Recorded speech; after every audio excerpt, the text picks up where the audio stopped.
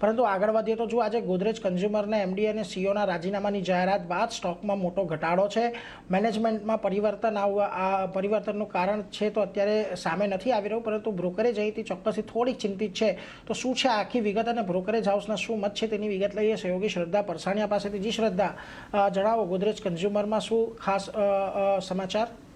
જી, તો ગોદરેજ કન્ઝ્યુમર પ્રોડક્ટ્સમાં જોઈએ તો જે સુધીર સેનાપતિ હતા એમડી અને સીઈઓ, તેઓએ તાત્કાલિક ધોરણે રાજીનામું આપ્યું છે. તેમની ઇનફેક્ટ જે ટર્મ હતી તે ઓક્ટોબર 2031માં પૂરી થવાની હતી. એને બદલે આજે જ ગઈકાલે જ તેઓએ જે રીતે આપણે સમાચાર આવતા જોયા કે ઇમિડિયેટ ઇફેક્ટથી તેઓએ રાજીનામું આપી દીધું છે. તેના બદલે હવે આસિફ મલબારીને 5 વર્ષ માટે કંપનીના એમડી અને સીઈઓ તરીકે નિયુક્ત કરવામાં આવ્યા છે. જે નવા એમડી અને સીઈઓ તરીકે જેમની નિયુક્તિ થઈ છે આસિફ મલબારીની, તેઓ એફએમસીજી અને ઓટોમોબાઈલ સેક્ટરમાં 30 વર્ષનો અનુભવ ધરાવે છે. જીસીપીએલમાં ગ્લોબલ સીએફઓ અને પ્રેસિડેન્ટ તરીકે તેમણે પદ સંભાળ્યું હતું. સાથે જ ટાટા મોટર્સમાં પણ સીએફઓ રહી ચૂક્યા છે. તેની પહેલા 18 વર્ષ સુધી એચયુએલમાં સિનિયર ફાઇનાન્સ રોલમાં પણ હતા. હવે સીએલએસએ તરફથી ગોદરેજ કન્ઝ્યુમર્સ પર આ સમાચાર બાદ રિપોર્ટ આવતો જોવા મળ્યો છે. તેઓ અંડર પરફોર્મ કોલ આપી રહ્યા છે અને ટાર્ગેટ પ્રાઇસ આપ્યા છે ₹772 પ્રતિ શેરના. તેઓનું કહેવું છે કે સ્ટ્રેટેજિક રોડમેપમાં પરિવર્તન નહીં આવે, પણ એક્ઝિક્યુશન પર ફોકસ રાખવાનું રહેશે.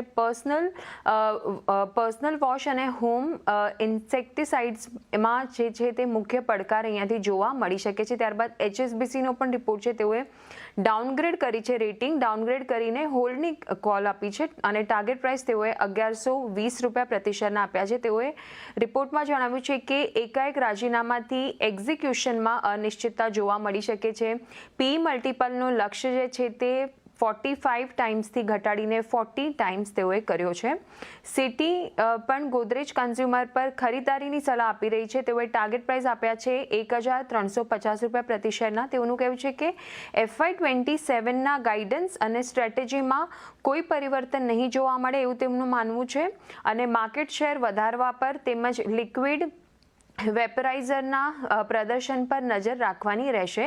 જેફરીઝનો પણ રિપોર્ટ છે ગોદરેજ કન્ઝ્યુમર પર. તેઓએ બાયની કોલ આપી છે અને ટાર્ગેટ પ્રાઇસ આપ્યા છે ₹1400 પ્રતિ શેરના અને તેઓનું કહેવું છે કે નવા સીઈઓની પ્રાથમિકતા ઝડપી નિર્ણય અને મજબૂત એક્ઝિક્યુશન રહેશે એવું તેઓનું માનવું છે જેફરીઝનું.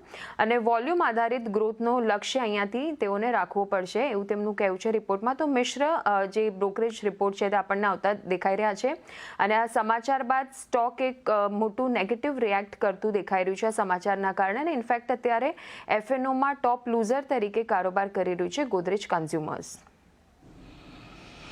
એટલે જો એક મોટો ઘટાડો તો છે અહીંયાથી ખાસ કરીને તમને ગોદરેજ કન્ઝ્યુમરની અંદર. આભાર શ્રદ્ધા, અમારી સાથે જોડાઈને સમગ્ર વિગત આપવા.